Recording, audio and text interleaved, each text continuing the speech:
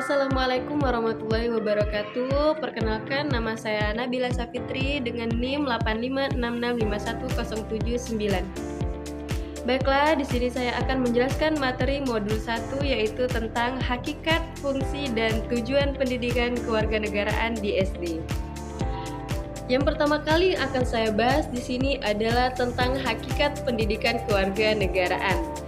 Mata pelajaran pendidikan kewarganegaraan atau PKN baru mulai ada sejak kurikulum SD tahun 1968. Sebelumnya belum ada pelajaran khusus tentang pendidikan kewarganegaraan.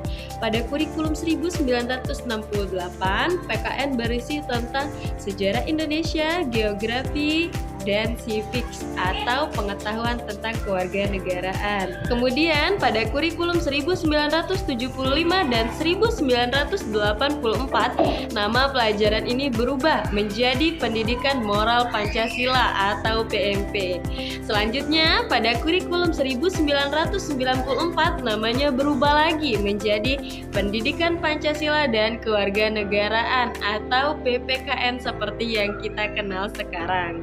Awalnya, pelajaran kewarganegaraan hanya membahas tentang hak dan kewajiban warga negara, serta hal-hal yang berhubungan dengan politik dan negara. Namun, seiring berjalannya waktu, konsep ini semakin luas, tidak hanya soal politik, tapi juga tentang status, hak, dan kewajiban warga negara secara menyeluruh. Kemudian, saya akan membahas tentang fungsi dan tujuan pendidikan kewarganegaraan. Berdasarkan pasal 3, Undang-Undang Nomor 20 Tahun 2003 tentang Sistem Pendidikan Nasional. Pendidikan nasional ini berfungsi untuk yang pertama, mengembangkan kemampuan dan membentuk watak serta peradaban bangsa yang bermartabat. Kedua, mencerdaskan kehidupan bangsa. Dan yang ketiga, mengembangkan potensi peserta didik agar menjadi manusia yang beriman, bertakwa, berakhlak mulia, sehat, berilmu, kreatif, mandiri, serta menjadi warga yang demokratis dan bertanggung jawab.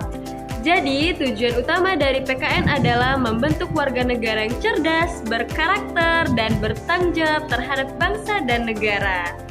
Selanjutnya yaitu tentang ruang lingkup PKN di SD. Pelajaran PKN berfokus pada pembentukan warga negara yang memahami dan mampu menjalankan hak dan kewajiban sesuai dengan Pancasila dan Undang-Undang Dasar 1945. Secara umum, PKN di SD bertujuan agar siswa dapat yang pertama, berpikir kritis, rasional, dan kreatif dalam menanggapi berbagai masalah kewarganegaraan. Kedua, berpartisipasi aktif dan bertanggung jawab dalam kehidupan bermasyarakat, berbangsa, dan bernegara, serta bersikap anti korupsi. Yang ketiga, bersikap positif dan demokratis, serta mampu membentuk diri dengan nilai-nilai sesuai dengan karakter bangsa Indonesia. Yang keempat, berinteraksi dengan bangsa lain di dunia, baik secara langsung maupun lewat teknologi dan informasi. Menurut Permendiknas Nomor 22 Tahun 2006, ruang lingkup pelajaran PKN di SD meliputi A. Persatuan dan kesatuan, B. Norma, hukum, dan peraturan, C. Hak asasi manusia, D. Kebutuhan warga negara, E. Konstitusi negara, F. Kekuasaan dan politik, G. Pancasila, dan yang terakhir yaitu globalisasi. Baiklah, materi yang terakhir yaitu tentang tuntutan pedagogis PKN di SD. Kata pedagogis berarti hal-hal yang berkaitan dengan cara mendidik dan mengajar. Jadi, tuntutan pedagogis PKN artinya adalah bagaimana pengalaman belajar siswa disiapkan agar tujuan PKN bisa tercapai.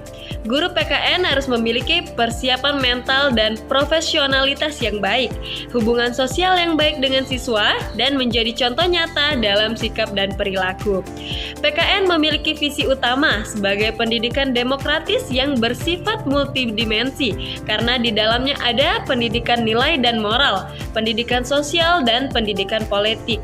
Namun yang paling penting dari PKN adalah pendidikan nilai dan moral. Artinya tidak hanya mengajarkan teori tetapi juga membentuk sikap dan perilaku siswa sesuai dengan nilai-nilai Pancasila dan Undang-Undang Dasar 1945. Terima kasih.